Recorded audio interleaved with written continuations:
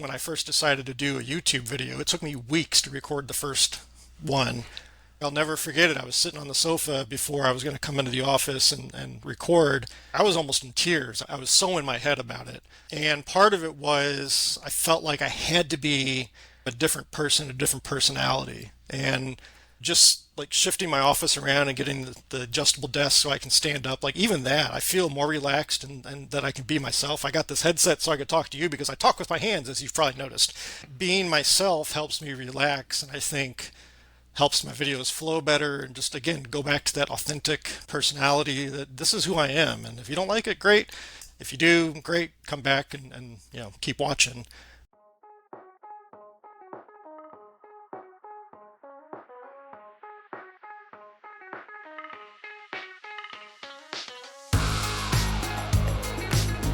Well, hey everyone! Welcome to episode 366 of F-Stop, Collaborate, and Listen with your host, Matt Payne. This week on the podcast, I'm excited to bring you a conversation that I had with someone that I am honored to call a friend, Michael Rung. Michael and I first met virtually at an Out of Chicago live conference, and for whatever reason, we just hit it off. It has been a real joy watching him grow as a photographer and battling the challenges that come with pursuing photography full-time, something that we talk at length at today. Before we dive into today's episode though, I want to give a quick shout out to Heather, my guest Michael Rung's partner, owner and designer at Star Street Creative. As some of you may know, Heather is the designer of the Click Click Baby F-Stop Collaborate and Listen t-shirt, and I'm excited to announce that I've got something really big in the works with her. She's currently working on a top secret project that I can't wait to unveil in the coming months. Trust me, it's gonna be really cool. Whether you need a sleek new website, eye-catching branding, or stunning graphic design, Heather at Star Street Creative has you covered. So if you're looking to take your visual presence to the next level, look no further than Star Street Creative. Check her out online to see how she can elevate your brand to new heights. You can find her at starstreetcreative.com. All right, let's get to this week's episode with Michael Rung. All right, Michael Rung, it's great to have you on the podcast, finally. Thanks for finally getting me on here, Matt. Yeah, as you can see, I came prepared.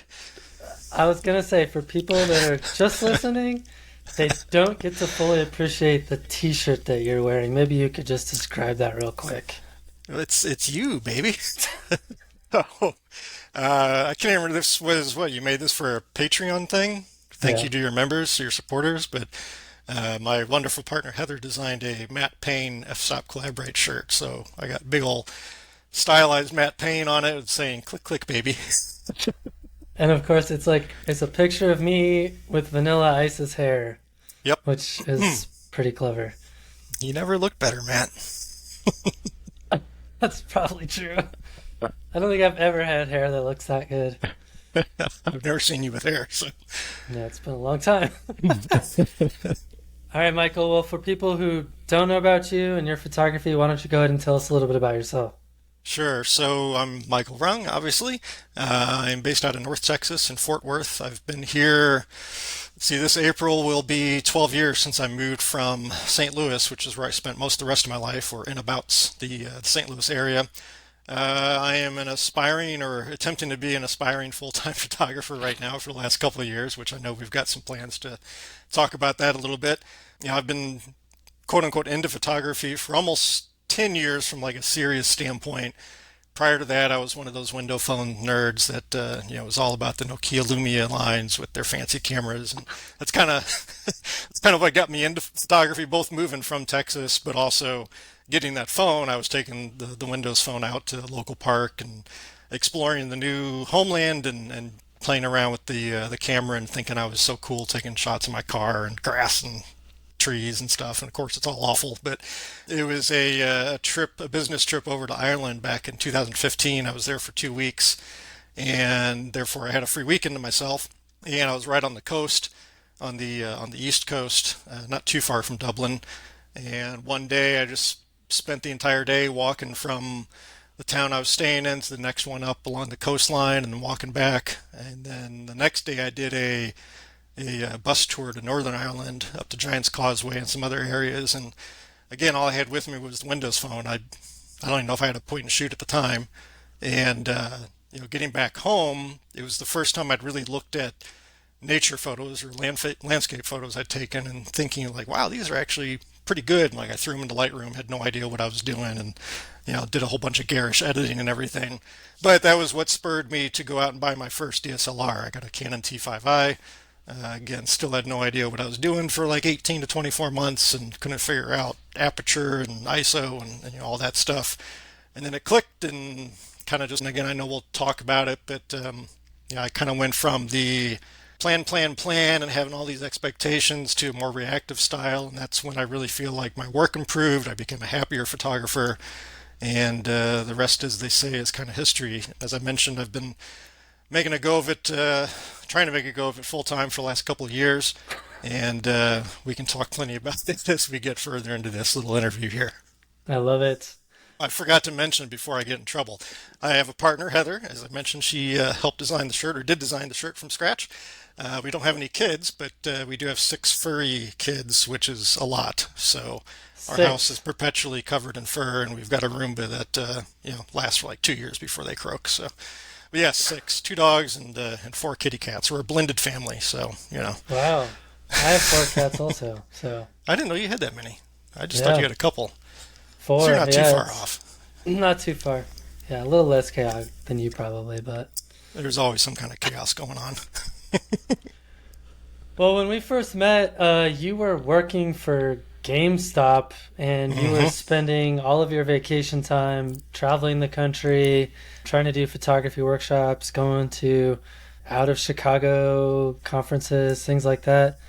I know you've since quit your job, which was sort of like a quit slash downsize thing that happened to you.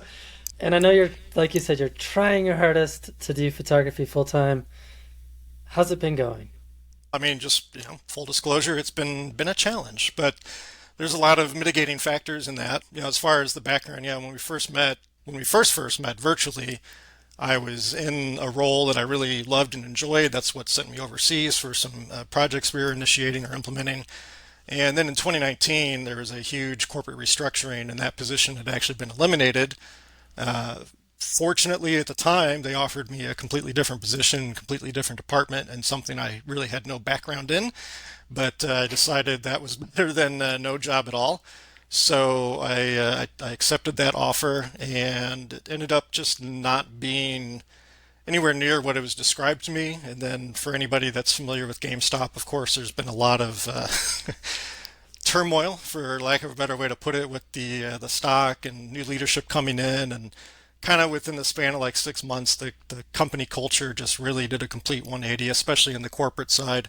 I had spent 17 years out in the retail side, both as a store employee and then as a district manager. But the corporate side, especially, I think just really things changed a lot with new leadership coming in, and there was what seemed like a lack of respect for those of us that had been around a long, long time. I'd been there for, at that point, 25 years or so, and yeah, so the new job wasn't what I expected, and things kind of came to a head finally in late 2021, and I left the organization at the end of January of 2022. So I've been trying to make a go of it since then. And again, being honest, like this all kind of happened sooner than what I had really kind of had in my mind. This was something I've been thinking for a few years at least. Like, could I at some point feel comfortable enough to make a go of it with photography full time? In my mind, it was always, I'll spend the next 3 to 5 years trying to build up the business and kind of at least have one foot in the door. I think I was still kind of like walking up to the door when I ended up leaving the organization. So I didn't have the starting point that I really envisioned when I did end up leaving the corporate world. When that all came to a head, though, I decided just from a mental standpoint, I was going through some health struggles, which again I know we'll probably get into, but I wasn't really in a place to go seek out another corporate job. I was a little bit disillusioned and whatever you want to call it. So I decided, well, what better time than now? I'm probably going through a little bit of a midlife crisis as well, which I think I'm mostly past at this point. But yeah, it's been an interesting ride. So I didn't start this journey, so to speak, in any way, shape, or form in terms of how I anticipated doing so or had kind of loosely planned to do so. So a lot of that first year especially felt like me trying to just catch up from being behind the eight ball. And as I'm sure you can attest to, that's not easy. Mm. Even with what you're doing now, before we started the recording, like you were saying, like so much of what you try to do doesn't pan out or, doesn't end up generating any sales or revenue or what have you. So it's been a huge learning experience, lots of emotional ups and downs and the whole thing. And just the shift from a corporate world, again, I worked for the company by the time I left for almost 27 years, and suddenly I'm self-employed. That alone is a huge, huge shift. Kind of having to do everything from scratch yourself as opposed to having overarching company mission or what have you. So yeah, it was a lot of adjustments. There's been a lot of times where I feel like I've gained traction and like, okay, I've taken that next step and things are going to start moving, and then it all slows down again. I feel kind of like way right now. I feel like, like I'm right on that cusp of maybe taking a next step or two. But who knows? That could very well go 6 months and, be out on the street with a hat asking for change. So not really, I not I really. was gonna ask you, like, how are you putting food on the table without a full-time job? Yeah, so I do have a part-time job. Actually, through Heather, a former client of hers, was looking for somebody to part-time manage an office, little small office, kind of complex office park.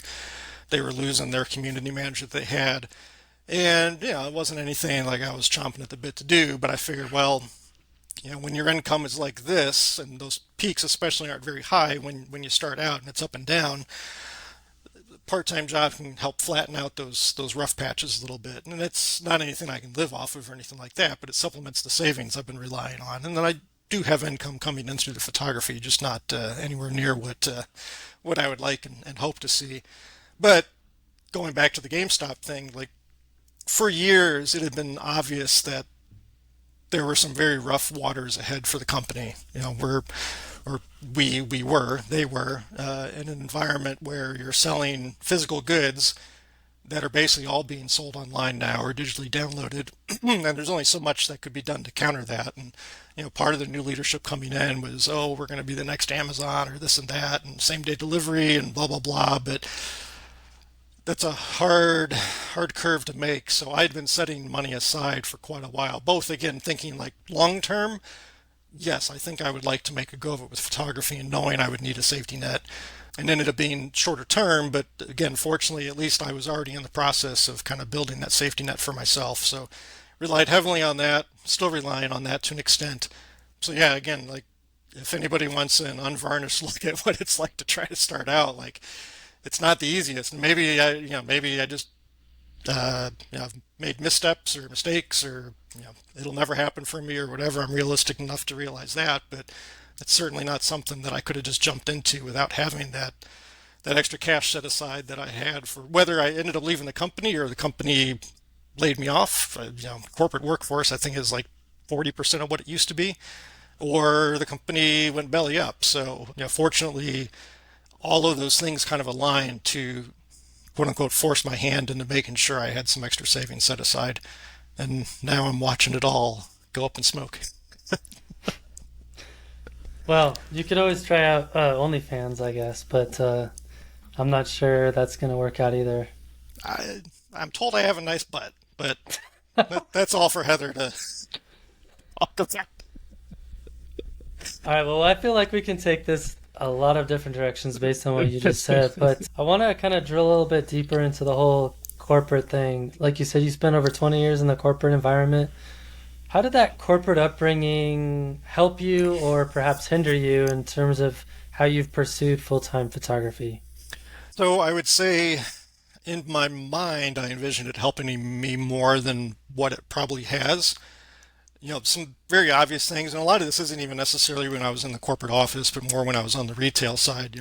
I spent, again, 17 odd years or so in customer service and sales and training and development and coaching. I was actually a certified trainer, both for store managers, regionally in that, as well as other district managers. So I went through certification for training and coaching and developing others.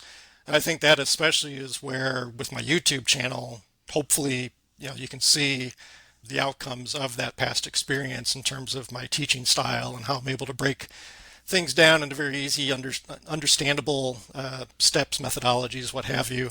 I think that's probably been the single biggest benefit of my background that I've gotten. Where I would say the biggest, not negative, but just surprise has come from is the sales side.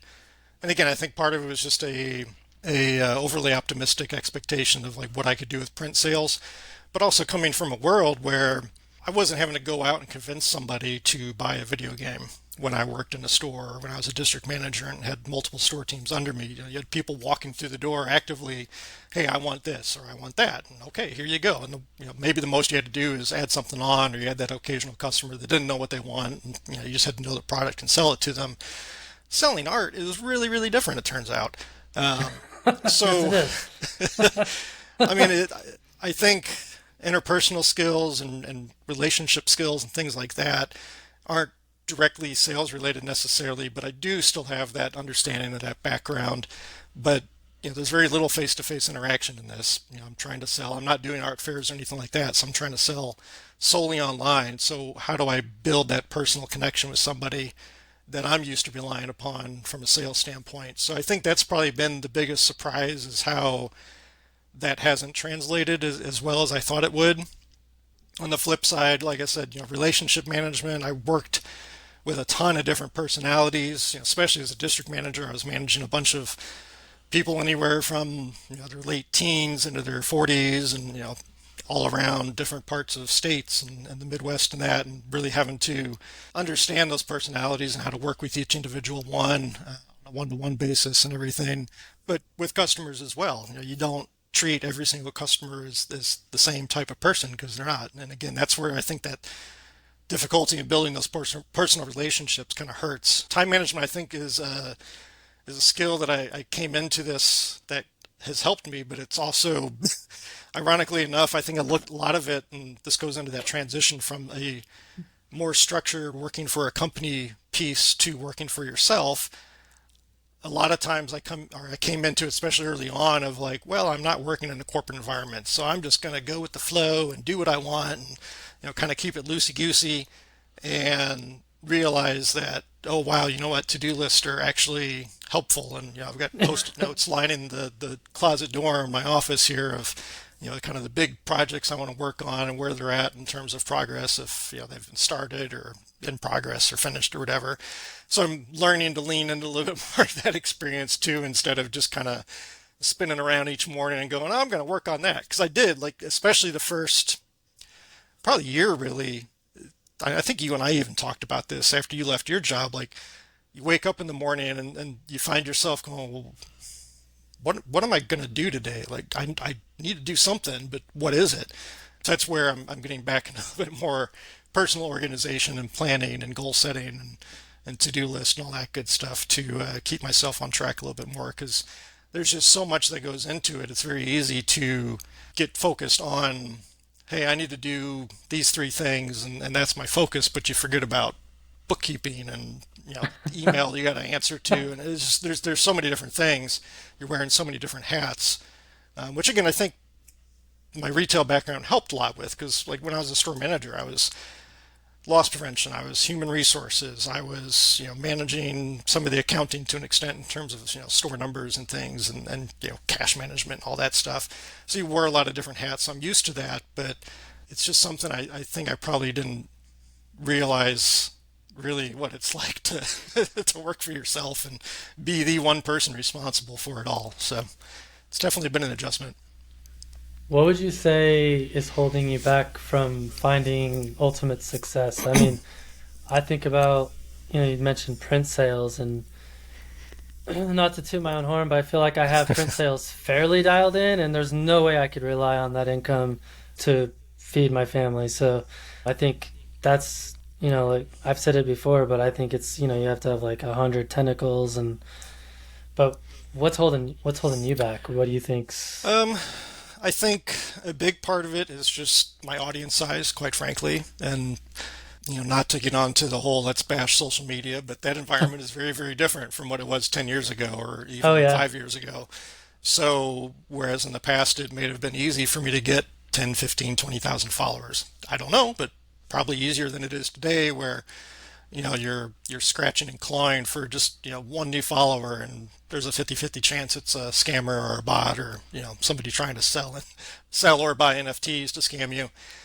So audience size is a biggie, and that's something, especially in 2023, I tried to put a lot of focus into was how do I rely less on social media and more on my website from an SEO standpoint, search engine optimization, help people find me without having to be reliant on social media solely, but also working to get more people signed up for my email list.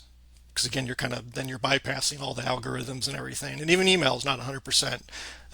As we all know, stuff goes to spam, or if you're like me, my personal Gmail is a total mess, and I can go weeks before I scroll back down and see something. So nothing's foolproof, but I think, like I said, for me, the biggest thing is audience. YouTube, fortunately, has been fairly successful for me. It's by far my biggest audience. It's twice as big as in terms of followers or subscribers as anything else I have, but it's also a very different audience. And I think, and again, I've talked to you about it, but I framed my YouTube channel very much Lightroom centric, as anybody that knows me knows, around tutorials and quick tips and things like that, which is all well and good. And, it led to a nice partnership with Adobe when they launched Lightroom masking and things like that I never really thought I would have an opportunity to do. But I've also, and maybe this is just me being paranoid, but I've felt like it has kind of shoehorned that audience into thinking of me of as the Lightroom guy and less so thinking of me as it relates to my photography work. I am taking steps to shift that a little bit, and I know looking at my YouTube analytics, I've lost a fair bit of followers, but I'm also gaining a bunch of different followers. So, yeah, the audience piece of it, and then I think, and it's tough coming out of the corporate world into this full-time photography life.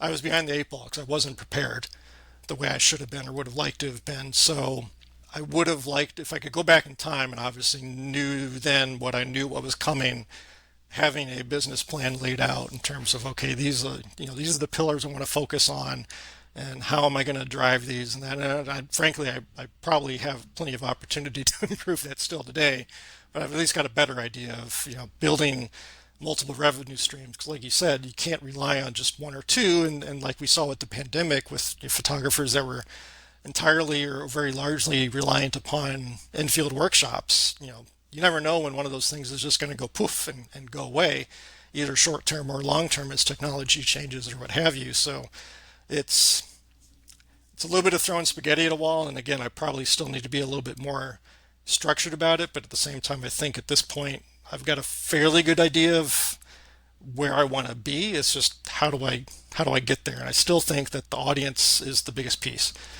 'Cause, if you convert 1% of people into sales at my audience size, that still ain't much. So how do you reach a bigger audience and again build those personal relationships going back to the sales side, whether it's trying to sell workshops or prints or getting people to subscribe to my YouTube channel. It's all kind of sales. So I think relationship building with I hate to say a consumer audience because I don't want to just look at people that follow me as solely consumers. I'd like to think of them a little bit more differently than that.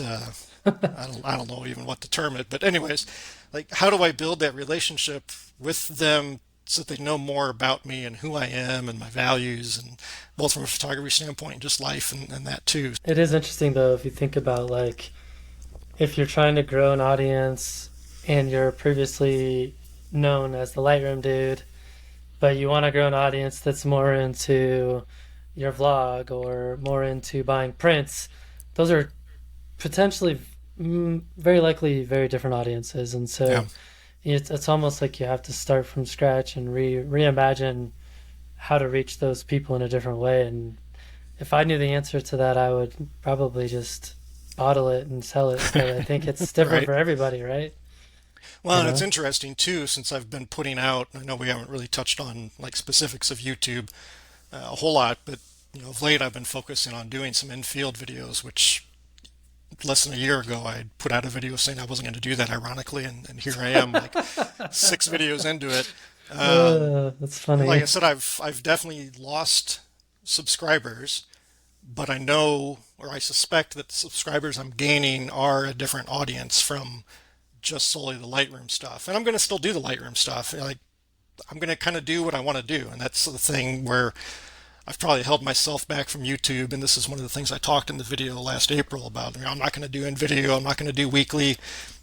I probably could have grown that audience quicker if I had followed more of the cliched YouTube approach, but that would make me miserable. So, anyways, what it comes down to is like looking at demographics on YouTube. Typically, my viewers have been mostly like 55 plus, but as I've been doing these in-field videos and releasing them, suddenly I'm seeing a big spike in like 25 to 35 Hmm. age range, which is interesting. But it also it kind of meshes because a lot of them are, whether it's overlanding or car camping or backpacking or whatever, like it's kind of a similar crossover, I think. Whether that equates to them becoming clients or customers or whatever down the road, who knows? But I am seeing a shift in the demographics as I've been doing these videos. So it's been kind of interesting to see that too. I just got to find, I think, a way to keep both audiences happy without alienating one or the other. I And mean, I don't that's know. We'll see how that goes. But I feel like in YouTube the way to do that is to just do playlists, and then use yeah, yeah, hashtags. So like it differentiates your audience that way, but right. I don't know, man. I'm certainly no YouTube expert. I read a lot about it, but I'm just, like every time I try something, I'm like, well, that didn't work. Oh well. Like I don't know.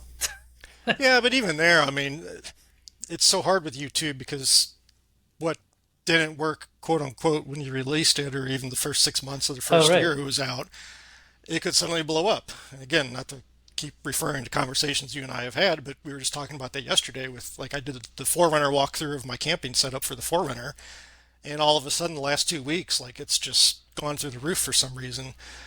It hardly did anything the first when I released that almost 6 months ago, I want to say. So it's hard to gauge because you never know when it could be just topical and timeliness, seasonality of the year, and maybe this is the time of year people are looking for that more as they're wanting to get back out and camping and exploring and stuff. And when I released the video, it just wasn't the time for it. There's so much that goes into it. It's definitely an interesting game.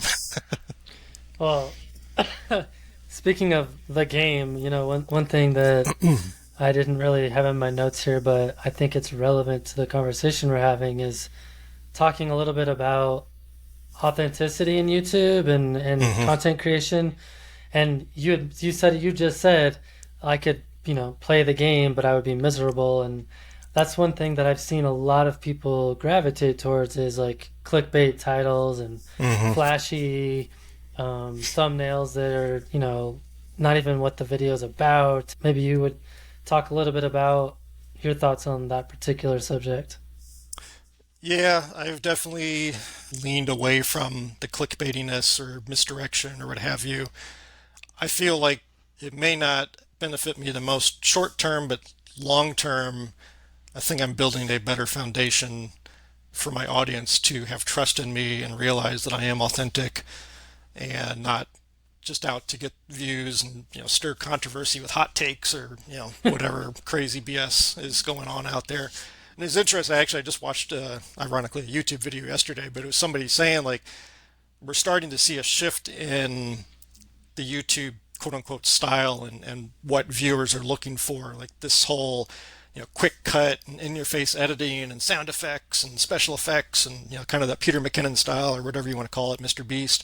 We're starting to see potentially a shift away from that to a more relaxed, authentic, quote unquote raw or uncut kind of feeling, which is not how I've approached like with my Lightroom stuff since it's tutorial based. Like I want those to be very well presented and professional and good audio, good video, the whole bit.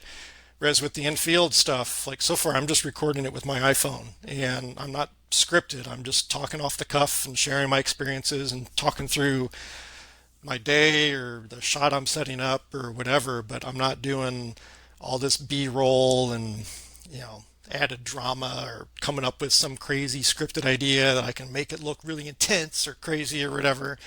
And again, I think long term, I think slash hope that that will build a more loyal, engaged audience than me going out there and trying to be somebody I'm not. And also, like, I'm a very, if I don't know you, I'm very introverted. I can be very, very shy. I always have been. And like going back to when I first decided to do a YouTube video, it took me weeks to record the first one.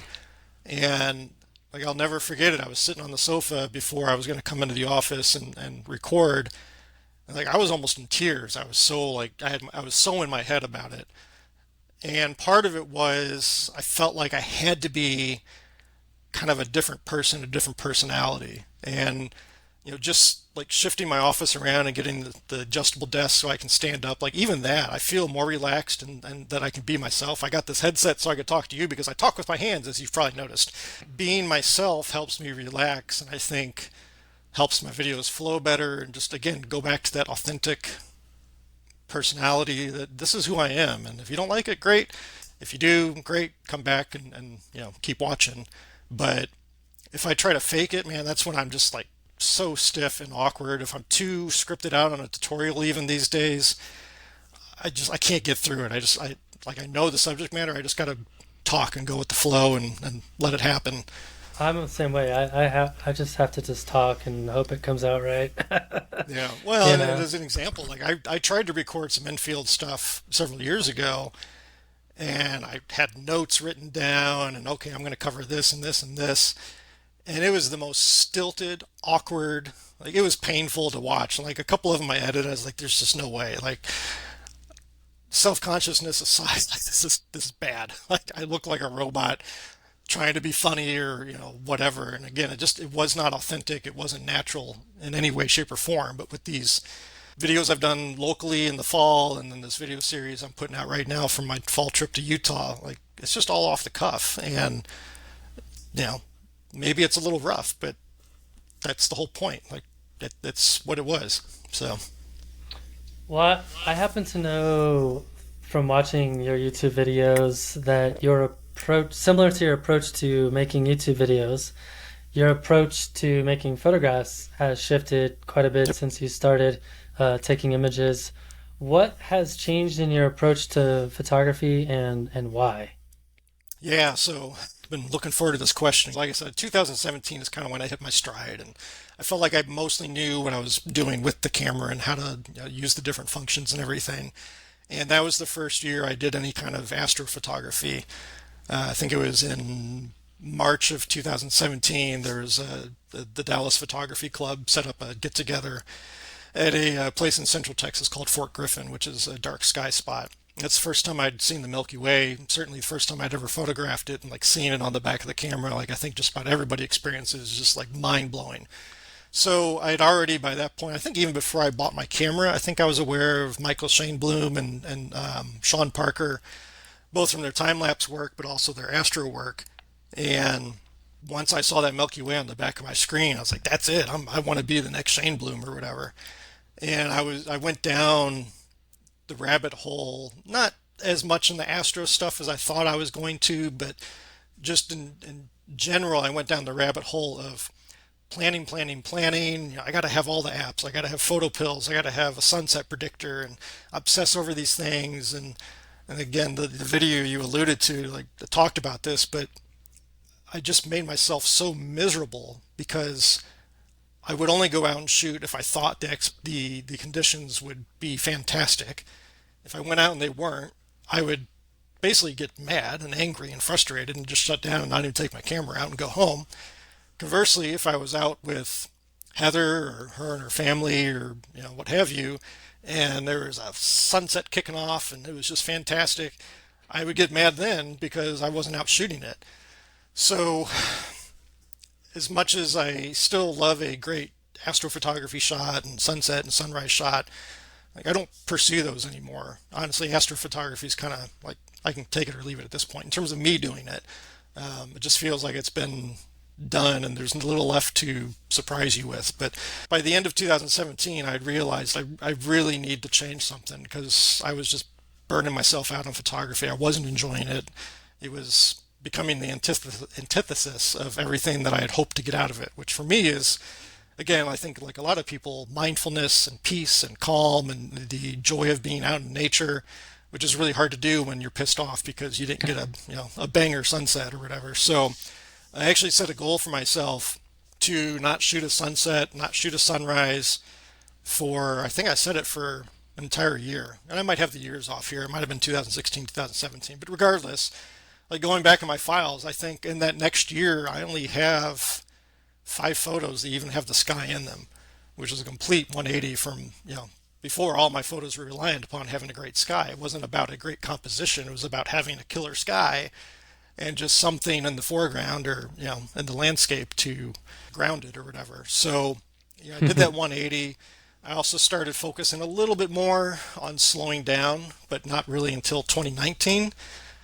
2019 and especially going into 2020, I was telling myself, like, I really want to approach my photography more as a film photographer. Really take the time to observe and be thoughtful about the composition before I set up the tripod, so I'm not setting it down and growing roots as the photographer trope goes so often of you set it down and then you never move. But even like going into 2020 when I first met you at the Outer Yosemite conference, like, before I left for that conference, I would, in my quiet moments, I would sit and visualize not like, oh, what am I going to do if I'm at tunnel view and I've got a killer sunset? Like, that's quote unquote easy, but what am I going to do if I'm there and it's blue skies the entire week? And just kind of visualizing, like, I didn't know anything about Yosemite other than, what everybody knows about Yosemite. I'd never been there. I didn't know what it was like to explore the trails or anything like that, but, what would I do? Okay, well, I might look for, you know, woodland or trees, just whatever, little details and things like that. So it was really the first time I visualized something other than building it up to, I've got to have these great conditions and have these high expectations to, what am I going to do if everything falls apart and it's blue skies all week or, what have you. And there was really kind of that realization and that slowing down, I think, was really where I took the biggest step forward. Like I look at my work prior to 2019, where I started emphasizing slowing down and being more thoughtful, and then 2019 and beyond, and it's almost like there's a hard line between the quality of my work, at least in my eyes. So I think letting go of those expectations, going with the flow, I talk about them in blogs and in the videos and everything, but I consider myself a reactive photographer now, and I know there's quite a few people that are using that terminology. It's, I think, somewhat of the, not buzzword or whatever for photography right now, but I think it's good that more people are talking about that. Like, you don't have to be 100% reliant upon great weather or conditions or skies or whatever. Just go out and see what you get. And odds are, yeah, there's still times I go out and I just, whatever reason, I'm not feeling it. Maybe the light is super, dull and flat, and nothing catches my eye, especially here in North Texas where it can be very dismal for winter months. But it's just such a more enjoyable process now. I'm guided by openness and curiosity, and I don't have all of these additional like internal pressures on myself in terms of, well, I gotta have this, I gotta have that. If it's not this, then why bother? And I'm going to be mad and everything like that. And not surprisingly, I'm a much happier photographer too. So I think there's something to be said for being open to what comes your way and just going with things. And I think ultimately it kind of forces you to think a little bit more creatively because you're not zeroed in on just these certain things. Again, a great sunset or sunrise or foggy conditions, although I would love to have more foggy conditions here. It just has made me so much more open to other possibilities. And I think that's also where like I've found my love for tree photography and woodland photography. If I had still been in that mindset of 2016 and 2017, like I never would have found that. And I absolutely love that. That's kind of, a lot of people refer to me as the tree guy now. So I'm the Lightroom guy and the tree guy, but consciously shifting my mindset is what led me to that. And I sure as heck ain't giving that up. That resonates a lot with me. It's very similar to my approach nowadays as well. And it's funny that you brought up out of Yosemite because the conditions you described, blue skies, All no week. clouds, that's exactly what we got. Yeah. And it was actually really fun to experience Yosemite. I mean, it's February, there was no snow. Right.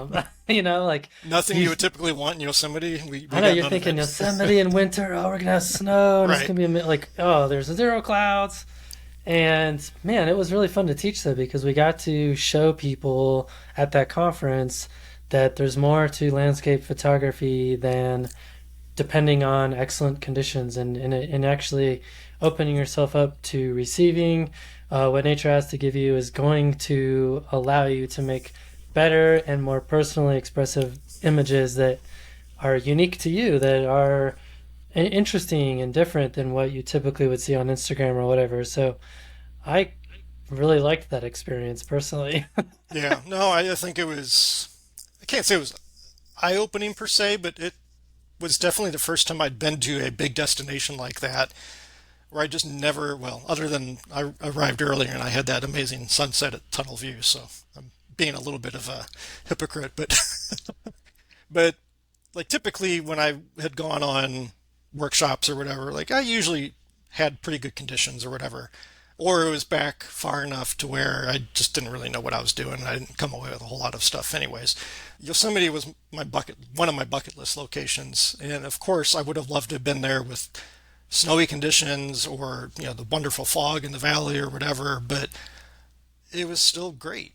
And I came away with some of my favorite photos, some of my most popular photos to date. So certainly there's plenty you can do with blue skies. Now, I will say, if I can go on a related tangent, I have been thinking a lot in the last year about, and it's always kind of been in the back of my mind of, I go to these beautiful places, whether it's southern Utah or Yosemite as an example or whatever, and I'm taking all these small scene shots, whether it's, well, mostly it's trees. but, but it's always kind of sort of bothered me that I come away from a trip or a location without anything to really show the the location itself, if that makes sense. And I talked about this in my Utah ebook that I put out, but kind of looking at it as the soul of a place is those small scenes and the details, the abstracts, or ice and slight broader sense of the place with the grand epic vistas and everything. And an example of that it would be Bryce Canyon when I was there just about a year ago in March of last year.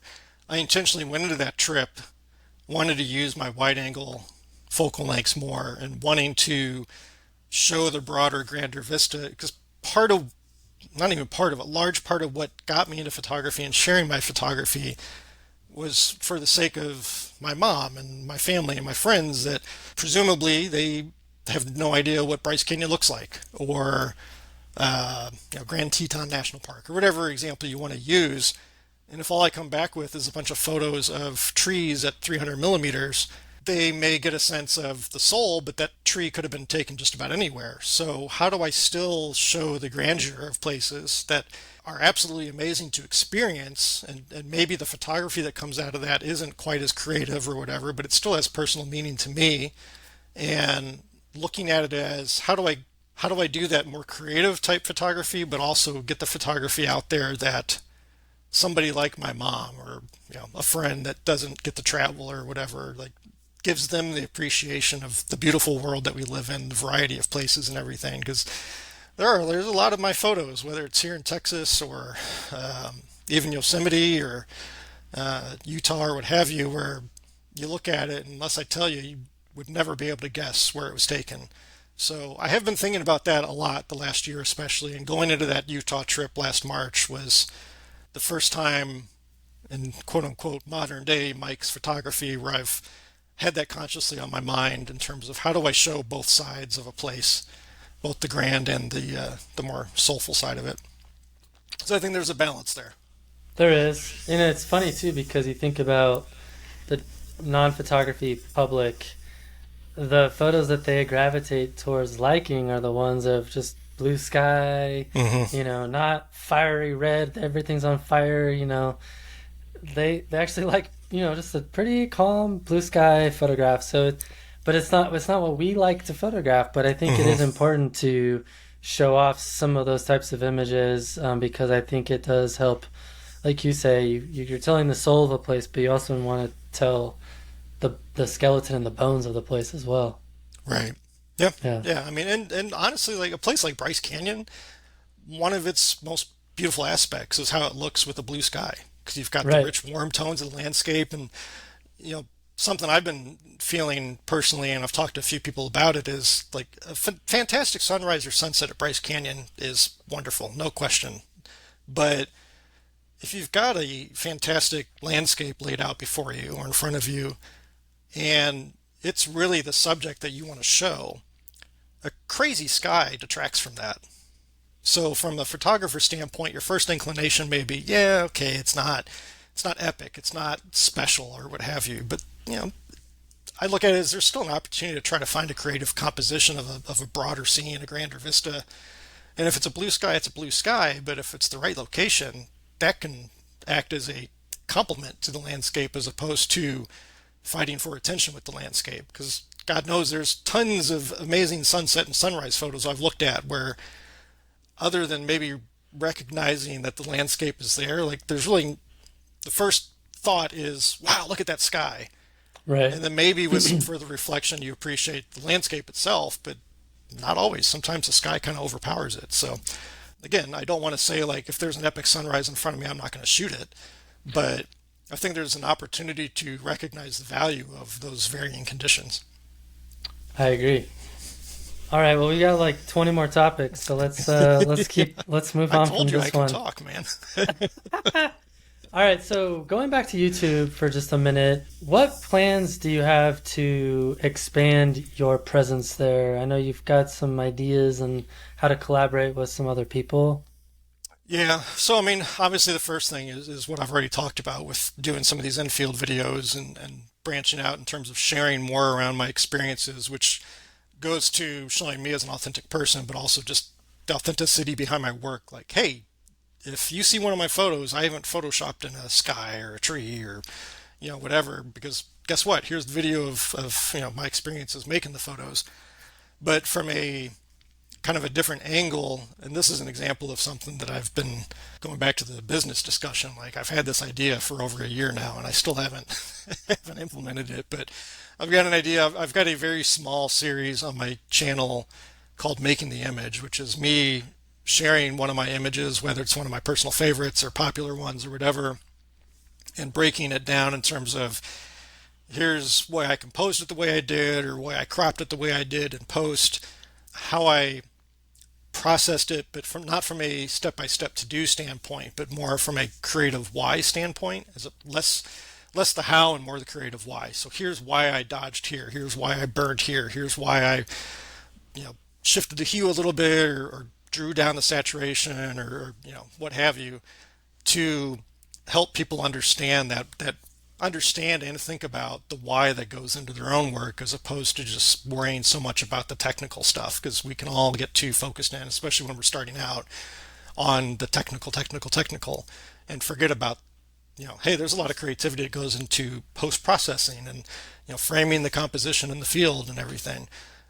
So the idea that I want to do, and I've got a template email to start sending out to people. So hopefully in the next, I want to say, few weeks, is start inviting guests onto the channel so that they can take one of their photos. Again, maybe it's one that I particularly love or is very popular with their audience, or it's a personal favorite of theirs, and invite them to come on and do the same thing. And whether it's showing maybe they've got test composition shots or alternate compositions that they took, and talking through why that didn't work and why they landed on the one they did for the final image, talking through their processing. The whole idea of the series I've done so far, and I've only done 3 videos, so it's not like this is a huge series I've done, but I do like the idea. But the whole idea is that processing is platform agnostic. So I should be talking about the image and my approach to it creatively, so that anybody, whether they're using what's the alternate Capture dark one. table, or capture one, or whatever, like they should be able to take those thought processes and implement them within their own software of choice. So it's not about the tools you're using. Again, it's all about the creative aspect of it. Now, I did have somebody kind of challenge me on, well, if I don't know how to use the tools, and the creative aspect of that is very challenging, which is totally fair. But there's millions of other videos out there, including some of my own, to teach you how to do it. So let's talk about the whys of those decisions as well. I think it's something that's not talked about a whole lot, and it's probably talked about more in like maybe I can't even say social media. You see it discussed a lot. Maybe the best example would be the Discord group we're both in, Tristan Todd's Landscape Photographers Worldwide Discord. But I don't feel like there's a whole lot of discussion about why people chose to frame it this way, or process it that way, or what have you. So I think there's an opportunity there, and I think it's something that deserves to be talked about a little bit more. So again, my hope is start inviting people on like yourself, or Cody Schultz I've talked to, Jeffrey Tadlock, Ben Horn, try to get people in with different viewpoints. And because it's meant to be platform agnostic, I also don't want it to be, or I guess I do want it to be style agnostic as well. So hey, if you're a heavy compositor, dude, come in and talk about it and share that story too, because I think that's a huge opportunity. Like, I've got nothing against compositing, and not to take it down that road, because I know you've talked about it plenty on your podcast, but like, there's tremendous skill and creativity that goes into it. Let's talk about it instead of potentially maybe sweeping it under the rug and presenting it as something authentic. Let's talk about the creative aspect of that. So, Right. I see opportunity from it from all angles. Like, I don't want to just be a bunch of people that photograph like me coming on and talking about kind of a similar approach or whatever. So hopefully get that off the road, or off the ground here shortly. It's just, man, it's one of those things where it's like, I don't have a full-time job. I do have the part-time job, but I feel like I've got less time now than when I was working full-time sometimes. I know, me So too, actually. It's kind uh, of weird. I don't really get it. I don't either, man. Like right now, I'm like so focused on these Utah videos, and it's like, oh, I'm really enjoying putting them together and everything. But it's like I got a couple more weeks of working on those. So when am I going to record other videos? It's just, yeah. So Yeah. anyways, we'll just say hopefully in the next 60 to 90 days, I'll have some videos out. I'd like to get a I'll bunch recorded and then just have them kind of queued up to go, but we'll see how that I'll works out. I'll hold you to it. Yeah, well, then you can be my first guest. We'll have someone else do it first, but I'll hold you to it. Maybe I'll try to get Bree on. She's got a bubbly personality to draw people in. There you go. All right. Well, I'm gonna use your favorite term. Let's shift gears a Shifting little bit. gears. Shifting gears, yeah. It was funny. I did a podcast with Eric Bennett, and he was making fun of me for that. But anyway, So it's not just me. That's good to it's know. not just you. All right, all right. So, landscape photography has quickly shifted to a practice of perfectionism, with photographers chasing conditions, cloning out every last distraction from the photograph, and only posting their absolute best photographs to social media. What are your thoughts on this particular shift towards perfectionism?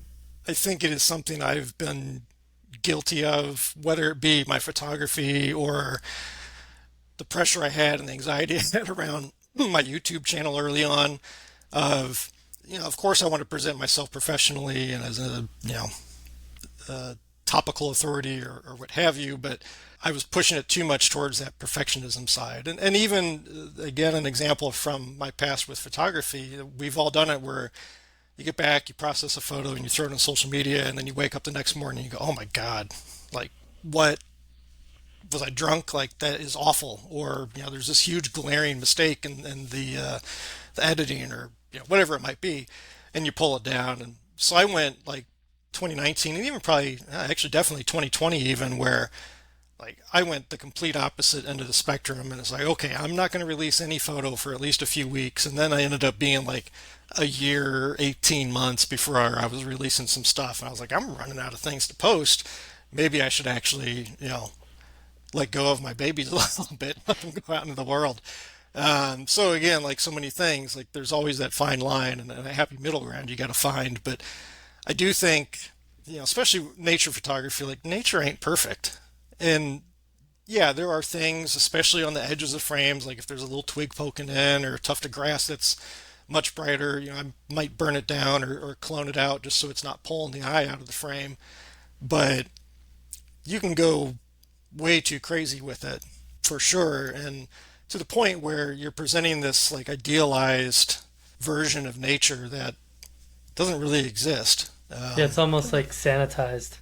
Yeah, and to me that takes away a lot of the interest. Like one of the things I love about woodland photography, whether it's Simon Baxter or we were talking about Mark Littlejohn earlier, or whoever, is like embracing that chaos. It can be really hard, but it is messy. So if I were to go in and clone out every little stray twig and leaf or whatever, like unless it's really pulling my eye, like I'm just gonna leave it. And maybe I'll address it by playing with the contrast of that spot or dodging, burning, whatever to kind of balance it so it's not quite so in your face. But like that's nature. So if I'm sitting here over the last year now almost banging this drum about authenticity in photography, and I'm an authentic photographer and I'm showing my experiences and this and that, and I'm going in and doing all this cloning and content aware fill or whatever to make this perfect idealized image. Like, well, I'm a huge hypocrite. And again, I don't have a huge problem with somebody that does, but at the same time, like you said, it's kind of like this sterilized, almost too perfect representation. So I think it's a dangerous game to chase. I've talked about on the Discord group. I went through much of my career with this mindset of good enough never is. I think people, when I shared that, everyone was like, "Oh my gosh, what a terrible mindset to have." I never really thought about it as being like a terrible thing, but back when I was still a store manager, I was driving to work, and every day on the way to work, I would pass my old middle school. And of course, they had a little signboard out that had motivational quotes or whatever nonsense. And one morning, they had "Good enough never is." And I was like, "Oh, that's fantastic." And there's merit to it to an extent. Just like, it's good enough. Like, you don't want to be sloppy, but it also led to a lot of perfectionism and probably drove a lot of my employees crazy at times too, in terms of, well, good enough never is. It was one of my favorite phrases to use. I think I had it in my email signature at one point when I was a district manager. Now it's like, oh my God, I was that guy. But like, you got to realize when something is truly good enough. Otherwise, you may never share it with the world, or you're going to kill yourself with obsessing over every little thing. And now the phrase that I really love is, kind of hear it two different ways. I don't think it's a unknown phrase, but don't let perfect be the enemy of done, or don't let perfect be the enemy of good. And I see that a ton with photographers is like, oh, well, I'm not going to share my work because it's not perfect, or I don't think I'm going to edit this these 30 files I've got from this trip because they're not perfect compositions or the light wasn't perfect or whatever. That's a really, really slippery slope. And I've been on that slope, whether it was in my career or some of the perfectionism that was creeping into the photography stuff. Just, again, like so many things, you got to find the happy middle ground, but you can really easily make yourself pretty miserable with that pursuit of perfection, no matter what it is. But, especially in the photography space and the creative space, like creativity also really shouldn't be perfect, probably. It should be a little messy and maybe out there sometimes. So, Yeah, when I think of some of my favorite photographers like Alex Noriega, what makes them really good at photography, if you really were to drill it down, it's that they're very, very, very meticulous in their curation process, hmm which is definitely crossing into that perfectionism side of things, I would say. But at the same time, I think, like you said, there's a balance to be struck in terms of being okay with a photograph, even if it's not quite perfect. And then what I like to do is I like to, as you know, I like to bounce things off of other people and say, hey, hmm what did I miss? Like, how can I make these photographs better? Or which ones do you think stand out? I think that's a much healthier approach because, you might make a couple of minor tweaks to an image to make it a little bit better, but it's never going to be perfect, you know? No, it's not. And, I'm the same way as, you and I have both shared photos back and forth, and I've, with the ebooks that I've put out, I've shared them with other people. And, it's always good to get that other viewpoint and kind of forcing you to think about something a little bit differently, but also it gives me the opportunity to be like, no, dude, you're wrong. Like, and there was one that you gave me feedback on from my fall trip. Like, yeah, it doesn't really, I'm like, that's one of my favorites from the entire trip. Like, I'm not taking that out. Are you crazy? So it also gives you the opportunity to stand your ground in terms of what your vision is. Like, Hmm. and I think that's what people fall into a trap too with critiques, and that is like, dude, this person, it's just an opinion. Now, if it's technical based, that's one thing, but if it's more on the creative spectrum, how they processed it, or this is high key versus normal, or whatever, like that's stuff that you should be able to quote unquote argue, for. And actually, that's one thing. Heather went to art school. She's a graphic designer, and one of the things that they drilled into them in school is, you should be able to fight for your creativity and your art. And when I've done critiques for people, that's one of the things I tell them is like, keep in mind this is subjective. So if you disagree with me, don't just go along with it because maybe you respect me, or you admire my work or whatever, or you just think that that's what you have to do. Like, tell me, argue why I'm wrong, why you chose to do it that way. It's a great way to make you think more critically, not critically negatively, but just more critically about your own why. Again, going back to that creative why discussion around your work, your processing, and everything. Yeah. Well, you just brought up ebooks, and I know we want to talk about ebooks, but I'm thinking maybe ebooks will make for a pretty interesting Patreon episode. So I think we'll Alrighty. save it for that. And what I want to do is I want to shift us over to talking about the folios that you've created.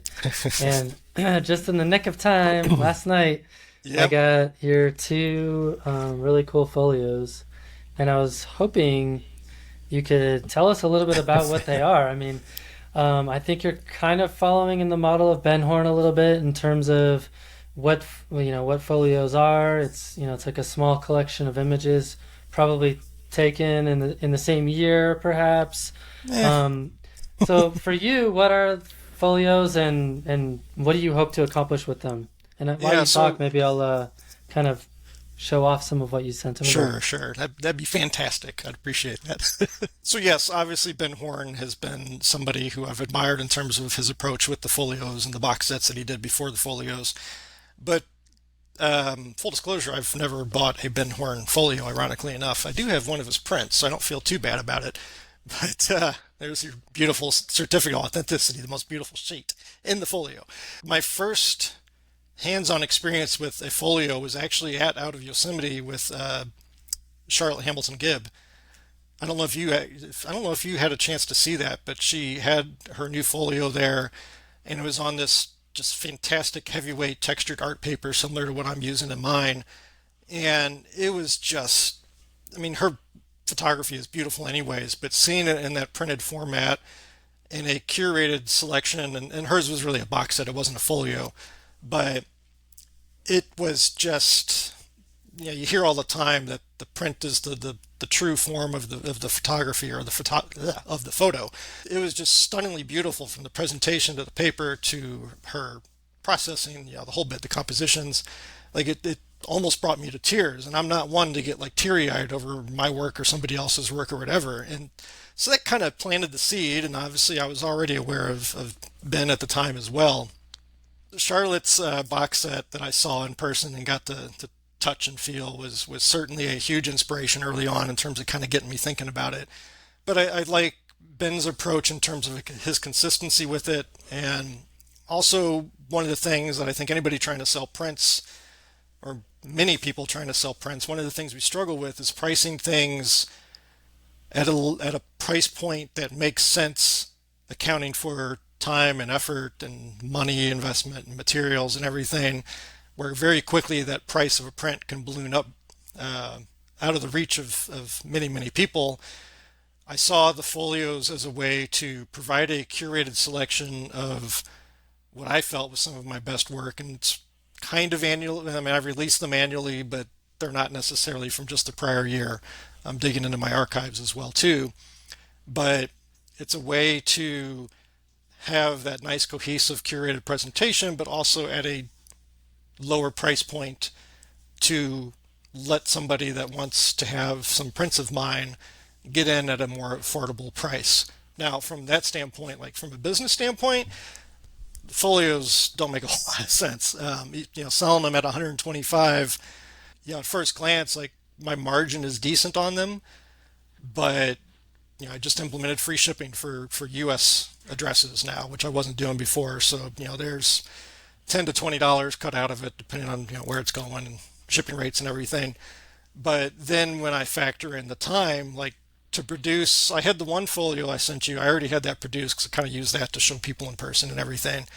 But I had to print off the second one, and I timed it like going just about as quick as I could. And I had a couple, not technical hiccups so much as just stupid mistakes I made on a couple of the prints. But like it took me almost an hour to print the prints for that one folio, and that's not even like I didn't sign the backs of them like I would normally do. I didn't number them, and then that's not counting for the time to package them up, review them real carefully. Hopefully all your prints are great. I looked at them, but I didn't go over them like I would normally do for a normal person.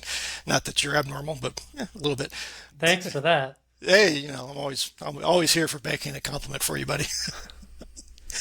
But just the time of production for each folio, but the time going into preparing for it. And I've got proofing prints that I run. This isn't even all of them, but sheets where I think I had like 20 thumbnail images of proofing prints just to kind of see them all together and lay them out and what looks right in the 4x4 4x5 format. 'Cause that's the other thing. I'm taking images that are in many cases 2:3 aspect ratio, and I'm having to revisit them and crop them and see if does this work as a 4:5, because I'm printing on 8x10 sheets and I don't want to have inconsistent borders within the folio itself because I think that would look weird. I've got one image in particular, Letting Go, that it's one of my favorite images from fall of 2022. I really wanted it in the folio, but it was composed for a 2:3 aspect, and it don't work a 4:5 aspect. So, doing all the proofing printing ahead of time, and even when I've got everything already proofed, like part of my printing process here in studio is I'll still do a small proofing print to make sure that I'm still happy with it. 'Cause, I learn new skills, or my eye changes a little bit over time, or I realize that how I had it proofed before, I can do it a little bit better or differently that I like better now, or whatever. So there's Yeah. just so much time that goes into it, especially the first folio when I was trying to figure it all out, and the time to find the folios themselves and what to use and how I was going to do them. I'm going to follow Ben's lead and create little title sleeves, or go the route I ended up going with the embossed silver foil titling and everything. Just so much time. So when I factor in cost of materials and cost of time, like I doubt I'm even breaking even on the folios thing. But I also look at it as a way for me to promote my work in a different manner besides just slapping it up on social media. It gives me an opportunity to, in full disclosure, like totally selfishly, talk about the fact that I sell prints and that I produce my own prints and everything. And I think the challenge I have is getting them into more people's hands, which is why I was so certain to get them to you. Not that you haven't seen one of my prints already, but it's just a different avenue to kind of, again, get that foot in the door from a print standpoint, offer a different, more affordable option for people. Hopefully the selections I make resonate with them.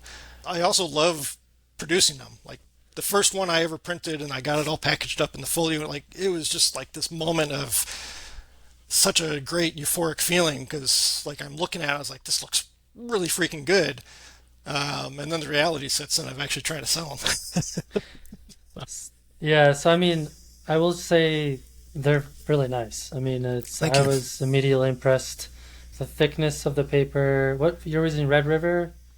Yeah, and the scary part is that paper is unavailable right now. So Uh, yeah, they're the manufacturer that provides the paper stock for that Palo Duro etching stopped production temporarily last year, and they're just ramping back up. But it was uh, originally like, oh, it's going to be out of stock until 2023. Then it was February. I just went on today actually, and now it's March. And like they have none.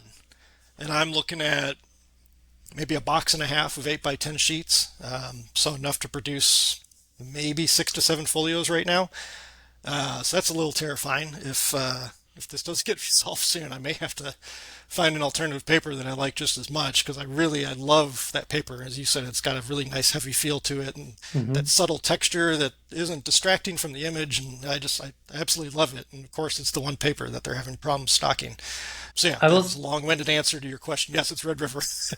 Red River, and I really like the text that you put at the very bottom of the title of the photograph. I think that looks really good. Let's maybe talk a little bit about kind of the nitty gritty, because I know Sure. from our conversations you're a spreadsheet guy like I am. So you've got how many sheets in each folio? Let's see. There's the 10 prints, 10. certificate of authenticity, and then for a normal buying collector, it would also have a thank you sheet with my signature and just a little personalized note, and then a QR code. I also do kind of a not behind the scenes video, but I have videos for each folio edition for people that have bought them where they can click that QR code or type in the URL, and it takes them to a video where I talk about each image and why I selected it, what I like about it, maybe how I had to tweak it for the folio, so on and so forth. So there would be a 12th sheet in there for that. So yeah, it's 12 sheets. Each sheet with cost of ink is $4 or $5, I want to say, which doesn't sound like much until you factor in that there's 12 sheets. So right there, you're at what, $48, Mm-hmm. not counting the cost of the folio itself, not counting the cost of the dye for the folio, not counting the cost of the shipping materials and everything there, or the time aspect, which it's always nice to get paid for your time. So, And you've got these really nice embossed mhm. kind of holders, which are really cool. Yep, I really like the way So, that turned out, and it's a lot easier than printing and gluing sleeves for every single one. so not accounting for your time Hmm. and probably including shipping, you're probably looking at like 70 bucks, $75 Uh, with on the high shipping, end. it's probably 60-ish once you factor in shipping for US, since that's included now, which was a So, big reason why I was really hesitant to start offering free shipping, but it's kind of the norm. It's kind of expected these days, I think. So I decided I should probably do it. Why and not? how did you land on the price? That was totally just copying Ben. So, so I've got the whole tiered pricing and the whole bit, which I've even thought about that. It's like, tier one is 125, then I think it goes up to 135, and it maxes out at one. This is terrible. I should know this, but I think it's 170. Like, is it really even worth doing the tiers? Of course, part of the goal, these are limited edition anyways. I only produce 50 of them, and part of the goal with the tiers is to encourage people to, get in sooner than waiting. But I don't really think it makes much of a difference. Now, obviously, my margins would increase as I hit each tier, which would certainly be nice. But with my current sales volume of it, and again, going back to early on, like full transparency, like they've done about as well as I expected. Like I didn't expect these to catch on fire, and part of the reason I've done them the way I had, like everybody does a calendar, right? Or a lot of people do calendars. Of course, the risk we all know with calendars is if you don't sell out, they have an expiration date.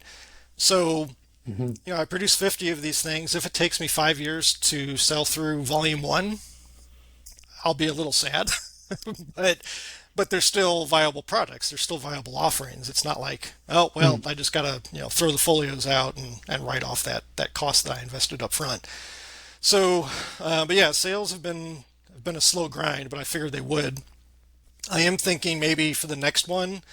I've been releasing these typically around the holiday season, so kind of start this one. I started promoting I think back in late September, early October, and then I started shipping them December 1st. But I may push to spring for the next volume because I just as again we all know, like everybody's just inundated with emails and sales, and what are you going to do? Are you going to buy a folio from Michael Rung, or are you going to buy your spouse a gift or your kids gifts or whatever? So thinking like maybe, especially again with my smaller audience, and I don't have the weight behind my name like a Ben Horn does or whatever, but so would it make more sense to do like an April release or something? Plus, it would let me make sure I get all my prior year photos edited and ready to go if I wanted to include them. So I'm mulling over like maybe the next one will be like a 17-month gap between folios instead of doing it in the holiday season again. See if maybe that helps the sales a little bit. But yeah, we'll see. Again, like they don't have an expiration date, so certainly I'd love them to take off a little bit sooner. But it is what it is. I'll wait it out. I'll go Yeah, with the and I flow. mean, it's interesting, right? Because I feel like that's where Ben has an advantage because he has this huge following on YouTube, and those people I mean, he's an interesting business model, right? Like he Hmm. has a YouTube channel that's primarily geared towards other photographers, probably that are watching and following him along on his adventures, and he's selling these folios mostly to other photographers, which I think is, that's a fairly atypical business model when it comes to selling prints or physical goods. Usually, Hmm. your audience that you're tailored towards on YouTube is for photography is usually on a teaching perspective. So I think that's where your shift towards doing more in the field type stuff is going to cultivate a different audience that probably will have a more appreciation for what you've produced here. Because I mean, I can tell you right now, these folios are way more awesome than even some of the books I've bought before. So I mean, they're really good. Well, I want to say I don't know about that, but thank you. No, they're That's not. They're really nice. I well, mean, and let's talk about the book aspect of it too. Is like I'm selling a folio. Like cheapest you can get one of my folios is 125. With if you get on the first tier, I just got you know William Neal's. I haven't even had a chance to crack it open yet. I just unboxed it today, but I've got William Neal's new book, which, if memory serves me, was 90, and I've got a couple hundred pages, and who knows how many dozens of photos included. So it is an interesting value proposition from you know, okay, if I'm a potential buyer, I can buy a Michael Rung folio or a Ben Horn folio or a Jack Lodge over in the UK. So he used to. I don't know if he still does, but anyways, box sets, whatever. I can buy one of those for quite likely more than a book and technically get less quote unquote content. Now, obviously, a book, a very personal project for the photographer that produced the book, no question about it. I don't want to come across as I'm taking away from that, but I would like to think it's not the same as if I had a collection of prints from William that he had printed himself and proofed himself and signed and touched, and I knew that he was personally the one that crafted it. And again, that gets into the whole like fine art, you know, hoity-toity terminology or whatever. But right. I look at the folio as much more of a fine art geared offering than if I were to go out and do a book. And let's be realistic, I am nowhere even close to it being any way, shape, or form logical or sensical to produce a book. Like that would be insane for me to do right now. Certainly, I would love to do it someday, but it just you got to have a huge audience, as you've talked with Eric and others, to even dream Hmm. about making that a viable thing. So, I think it potentially, and I'm just speculating, like why have I not sold more folios? Well, I released a folio at the same time that a lot of buzz was going on around other books. Bill's book, and I think Eric had just announced pre-orders for his book, and some others had. So, I'm from a price standpoint, is it because somebody's looking at $125 for a folio versus $90 for a book, not accounting for the shipping on the book, which can be quite high? But at first glance, when you're just comparing things on a website, and again, this is the challenge of print sales in general, like if you're not there with the person and showing them the actual product, like you're able to now with the two folios I sent you, how do you convey why that folio is worth 125 versus a book for 75 or 90 or what have you? So I think that's a challenge too that I don't really know how to overcome, other than again, quite frankly, coming on here and shilling it to your audience and things like that, right? Because like until I get other people to see it and talk it up, which thankfully the people that have bought them so far have been very very generous with their feedback and their praise of them, but that's a very small subset of people that have bought them. So odds are most people have no idea that I even offer these, or they've seen it mentioned in my emails, and I'm trying to find that balance between beating people over the head with talking about it and please buy my folio, and they unsubscribe because they're sick of hearing about it, and that whole bit. So I think there's a lot of unique challenges that go into it, but at the end of the day, like the way I produce them quote unquote, to use a retailer production term, just in time. So unless I'm going into pre-orders and I know I've got X number of pre-orders, and I'll produce those all ahead of time and have them ready to go. But if somebody were to order one today, then tonight or tomorrow I would produce the prints and the whole thing. So I'm minimizing my upfront cost to an extent as well. So Right. my upfront cost really is the folios themselves and the time that I put into make the selections, do the proofing prints, and all that. And obviously, volume two was a lot easier than volume one because I'm just going with the same approach that I had to spend all the time before volume one figuring out. I don't have to do that this time. So it's not like I've gone out and spent $10,000 or something out of my own pocket, and now I'm sitting here sweating because I'm not getting that ROI. Yeah, it's I think it's a good balance of minimizing my financial risk while also hopefully producing something that over time, again, like the word gets out there and people see it, more people see it, and that word of mouth spreads, and people realize its own value proposition compared to the other options out there. Even my own, like, well, I can buy an 11 by 14 print, or I can buy a folio, like, which is the right option for me. So yeah, there's a ton of factors that go into it. And I certainly don't have all the answers. And I only know, like Ben, is his audience mainly photographers? I don't know. Does he have a different audience of I assume so, but folio maybe customers not. versus YouTube? But yeah, I mean, I really don't know. But from his standpoint, he's been doing the YouTube videos for what, over 10 years now, I think, Right, if not coming up on 15. Like I started YouTube during the pandemic, so there's a right. big difference there. So Well, it's all part of the process, I think. and and so did like 500 other photographers. You know what I mean? So that's the Yep. other thing too. Is like, how do you Right. find a way to differentiate yourself and stand out in a very crowded field of people? I mean, I think something like a folio would do really well, like an art show where you could have a booth and you're like, oh yeah, I have these prints, but I also have these really cool folios. If Hmm. you don't want to take home a print, I mean, that would be so much easier of a transaction for so many people. Like, oh, I'd rather just take that and give that as a gift to somebody or something like that. So Yeah, I do think it's a very tactile experience. it is for That's sure. Yeah. very hard to convey, and even in a video, let alone static images on a website or whatever. Right. Which is the challenge with prints in general, but especially I think something like a folio, it's even more so. For sure. Well, I have one more topic that is very, very, very related to what we were just talking about, because I think you fall into a zone where I feel like it affects a lot of people that are at a similar crossroads in their career point in photography as you are. And essentially, what I've noticed is that there's a lot of photographers looking to kind of break into full time photography, and oftentimes they are hyper focused on strategies for growth, YouTube videos, ebooks, newsletters, social media. But what I often find is that a lot of these photographers aren't spending the adequate time to produce high quality work that differentiates them or that gives them name recognition or that helps them improve their photography in general.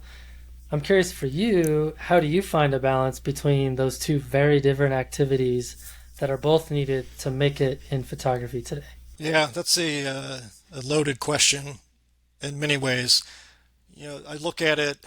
I probably am more on the spectrum, again, referring to Ben Horn. Like, I really love Ben's approach to his photography. The business side of it, like, I don't agree with everything he does and some of the things I think he leaves on the table from a business standpoint, but that's his choice. Like, I have tremendous admiration for the way he's gone about it and the way he kind of sticks to his guns with that. But from his approach to photography in general, as anybody that follows Ben knows, like he really only does 4, maybe 5 trips a year, and he doesn't photograph at all otherwise. He doesn't photograph locally. It's Death Valley, Zion, Southern Utah, wherever else I'm forgetting right now. But many people, and again, you and I have talked about this. Like, well, you really need to shoot more and get more under your belt, build your portfolio, et cetera, et cetera. Now, large format 8 by 10 is very, very different from going out with my Canon R5 and a memory card. But I, as much as I would like to do more trips, and like last year, as an example, I had to cancel some trips for various reasons through my own health and the health and eventual loss of our dog and just, whatever. But I'm probably more on the Ben Horn side of that shooting frequency spectrum, and partly because for whatever reason, out of my control or whatever, time is limited or has been limited, but also like it keeps the fire alive. And Ben was just talking with Cody on their podcast, Creative Banter, recently about this. Like Ben feels like he's never suffered from burnout or even come close to burnout because of the fact that he goes multiple months between trips. And the trips are for photography, and when he's home, and he's still working on the business side of things. But it's not eat, drink, sleep, live photography 24/7, 7 days a week. For me, I kind of feel similarly. I would prefer to shoot more often than I am, and especially from a trip standpoint, and probably more often than Ben. But I'm pretty content going months between picking up the camera. I haven't gone out and shot anything since my last fall video from Texas that I recorded, and that was, I think, December 7th or 10th. So now we're 2 months on from that. But at the same time, like, I've got a trip coming up at the end of this month to California, and like I've got that itch. I've got that excitement of, oh my God, I am ready to get out in the field with the camera. Whereas even with, I only went out 3 times locally for the fall colors here this year, but like getting up that last morning, it's like, I'm going back to the same place. And part of it is like my opportunities here locally in Texas are limited. It's North Texas. There's not a whole lot, but I enjoy having those bigger gaps because it keeps the excitement and the passion and anticipation kind of stoked in the background. And then when I do have something coming up, I'm really, really amped for it. And I go into it usually full of energy and excitement and the whole bit. So I think there is, again, like I feel like I'm a broken record with this, but there's that middle ground, and it's going to vary for everybody. Just like we had a recent conversation on Discord of like, I kind of get burned out on a trip after 6 or 7 days. Other people can go out in the field for 2, 3 weeks and still feel energized and excited.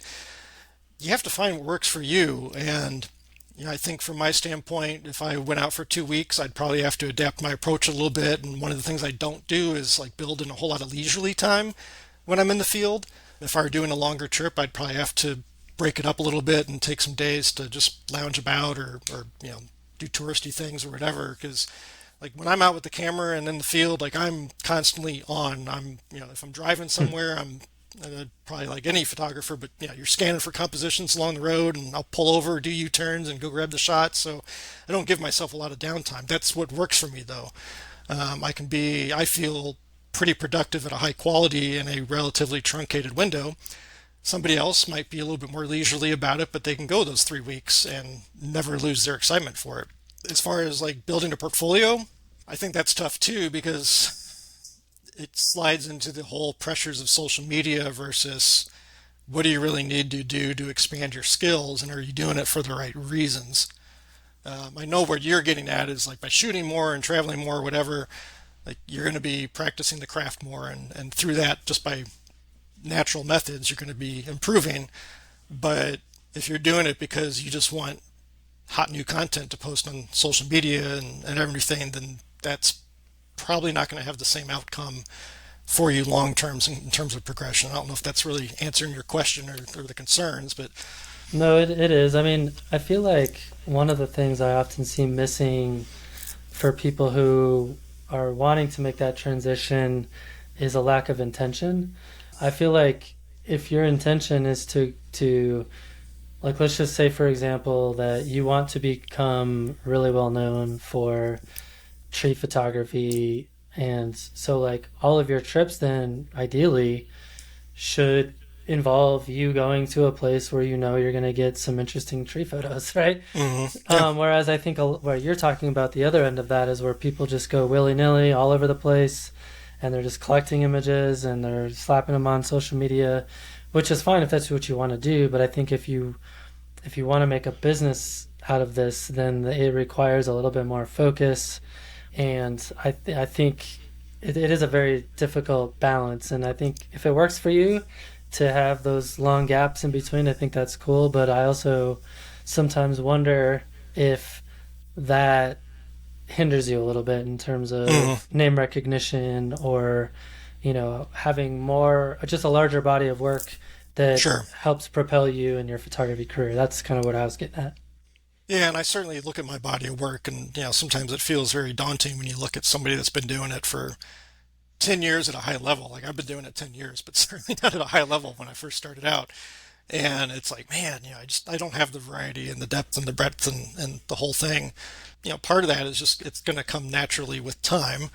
I do think by by shooting more variety and more frequently, I think it gives you the opportunity to have a more highly curated collection of work to offer for prints or share on social media. Then you were talking about Alex Noriega and Eric Bennett. Like they are quote unquote perfectionists in terms of their curation. Like I'm only going to put out the best work. Well, if that's the case, then you got to be out there working a lot to make sure you've got a quantity to have that kind of quote unquote name recognition or whatever. On the flip side, like I've heard somebody in the past say like, well, I want every one of my photos that I share to be better than anything I've done before. And I think that's just a wildly unrealistic bar to set for yourself. And I think that's a great way to probably burn yourself out too. So again, I'll go back to it. Like you've got to find that middle ground of what works best for you while helping you gain the recognition and the awareness in an audience's viewpoint over time to ideally help you grow a successful business. But I think it's something you've got to be pretty cautious about too. Like looking at my portfolio of work, very tree centric, but I've got other things mixed in. I'd like to have more variety mixed in, but at the same time, like I really love the woodland stuff. On the flip side, I'm also realistic enough to know that odds are like I'm probably going to sell that print of the Grand Tetons versus that print of some random tree in Fort Worth, Texas. Like, so, it's having that piece too, and that kind of goes back, I think, also to like why I got into photography, like sharing beautiful views and grand vistas and that, like that's what I want to share with, again, my mom and family and friends. But that's also more likely what's going to print, or not print, but sell or have more interest. I guarantee you nobody's going on Google and like photography prints of Fort Worth trees. Like that ain't gonna happen. So You could rank number one for that one, Michael. I'm sure I could. So that's going down a slippery slope too of like when do you stop shooting for yourself and start shooting for commercial purposes, which you've had plenty of discussions on the podcast about. I think right now I'm at a good balance of I'm enjoying both sides of that coin for the reasons I spoke about earlier. But I'd also be lying like I'm going to California at the end of the month. I've got an opportunity to shoot in Death Valley. I ain't real jazzed about that because I don't, maybe it's ignorance, but like, I don't think Death Valley's got a ton of trees, at least not the parts I've been in. So, so much of my photography is rooted around that. But it'd be a great opportunity to stretch myself and challenge myself to, seek out some other creative avenues. So there's that aspect of it too. That's where my mind goes. It's just like, well, what about this? But also you could come out of it with something new that you love, but also Yosemite's 5, 6 hours away. So there's that. So Well, I think you're going to have a good time in Death Valley because it is a place, in my opinion, that rewards people who like to be more reactive. So yeah, I think you'll like it a lot, actually. yeah, I've been there in 2019, but I never saw it during daylight. So that Yeah, was that a doesn't trip count. I did with a friend that was mostly astro focused, and I've got like 3 photos that I'm actually happy with from it. But I'd love to see it during the day more. Yeah. Well, let's leave it at that, and we'll just have one more question. Who do you recommend for the podcast? Who are some people that Okay, we should so try to get on the show? so Jack Lodge, I think I mentioned him earlier. I've got a little box set of his. I don't know if he still offers them, but he's based out of the UK. I look at Jack. He's got some absolutely beautiful work, and he's really, I guess, somebody that kind of manages to find the epic conditions. I've actually joked with him. It's like, some people, it just seems like they show up and a rainbow appears. That's kind of Right? how it is with Jack. It's like he's a Disney princess of amazing conditions, like puts his arms out and it all just appears. But he's got some really beautiful work. And one of the things I like about him too is, and again, I've chatted with him and, instant messages and Instagram, so I hardly know him. But my impression is when I first came upon him, he was very much, he was at a stage further than where I'm at now, but he was very much in the process of building his photography presence and business and so forth. And since I've been following him, he has since gone full time. But he leads workshops. He from what it seems, he sells a good number of prints. He's very passionate about doing his own printing. He actually just got the same printer I've got with the Canon 2100. So it's been fun watching him dive into that.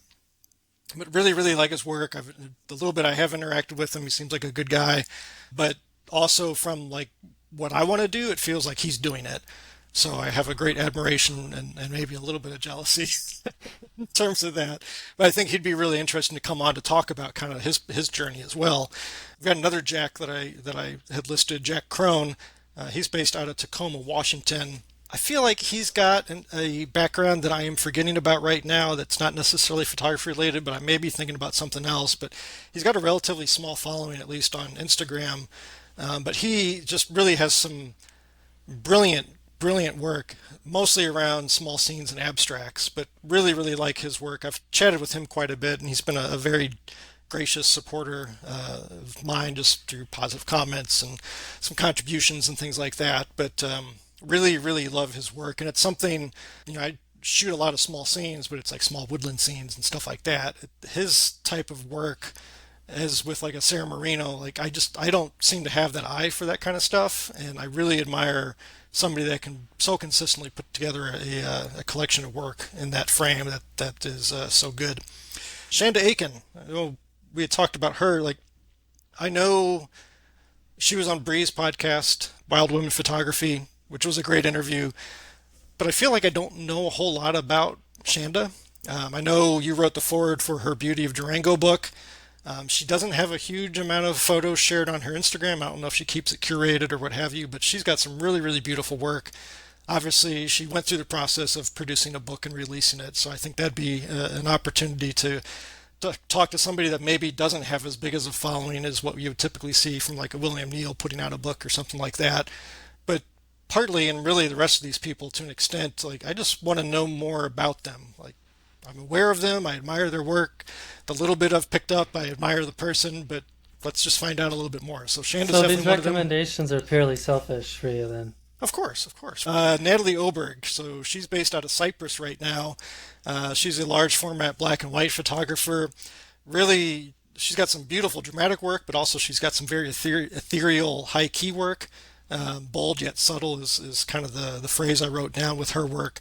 Again, just somebody, I had featured her on one of the weekly features that I've been helping with on the landscape photography Discord. Just again, I'd like to know more about her process, her background, hear her talk about her work and more in depth than what I was able to find online when I was writing up the feature. And the last one is another throwback to the Discord channel, Jeffrey Tadlock. I feel like I know the guy, even though I've never met him. I'll be meeting him at the end of the month, actually, in California.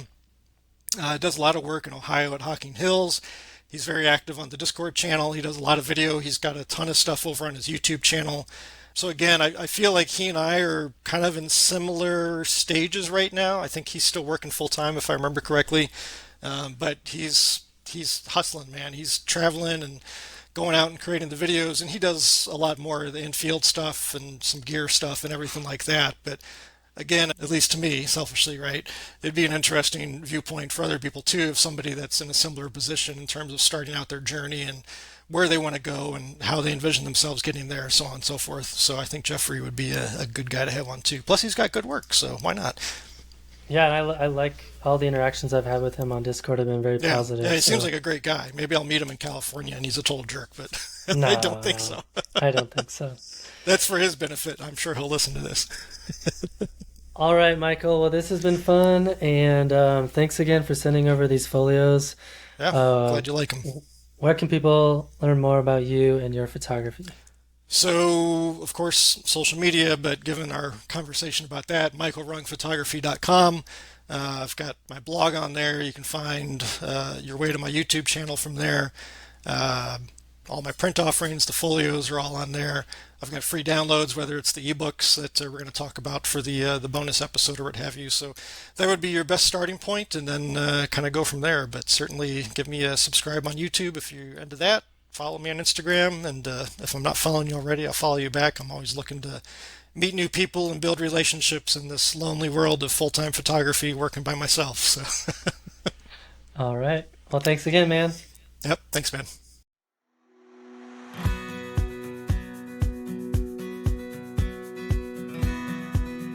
Well, thank you to Michael for the awesome chat. I appreciate your honesty, vulnerability, and authenticity as it relates to your pursuit of photography and how open you are regarding the challenges that we face as full-time creators. Michael has been a supporter of the podcast on Patreon for a very long time at the $20 per month level, which I think is incredibly generous of him given all of the challenges he's faced with unemployment and monetization of his photography. Creators like Michael and I depend on the generosity of the great folks that listen to this show. As you're probably tired of me talking about, one of my main goals is to grow the size of my Patreon subscribers, and I'm sure Michael would love to sell some of his print folios. First, I would encourage you to go support Michael by purchasing one of his folios. Again, I think they are really high quality, some of the best prints I have seen in my life. Really, really good stuff. Second, I would love for you guys to join in on Patreon. I've been trying to find some ways to incentivize people to join on Patreon, and I finally came up with something that you might like. Between now and the end of July 2024, I will be offering a copy of the Natural Landscape Photography Awards Year 2 book, which is awesome. It's full of amazing photography, just an incredible body of work, totally filled with inspiration. I will be offering a copy of that book to anyone who joins in by supporting the podcast on Patreon at the $10 per month level or higher using the annual payment option. And that's an important piece. Please pay for a full year if you'd like a copy of the book. This, of course, accomplishes several goals for me, but hopefully you'll see it as a win-win. If you've already supported the podcast at this level in the past year, hit me up and I'll be happy to also send you a copy of the book as well. Now, for those who are wondering, for any of these books that I'll be sending out, I will be taking some of my own money and paying the Natural Landscape Photography Awards for the copies of those books. So it is coming out of my pocket. I want to give people some incentives to join us on Patreon. To join in, head on over to patreon.com/fstop and listen, or find a link in the show notes. Okay, that's all for now. Thanks for stopping in, collaborating with us, and listening. See you next week.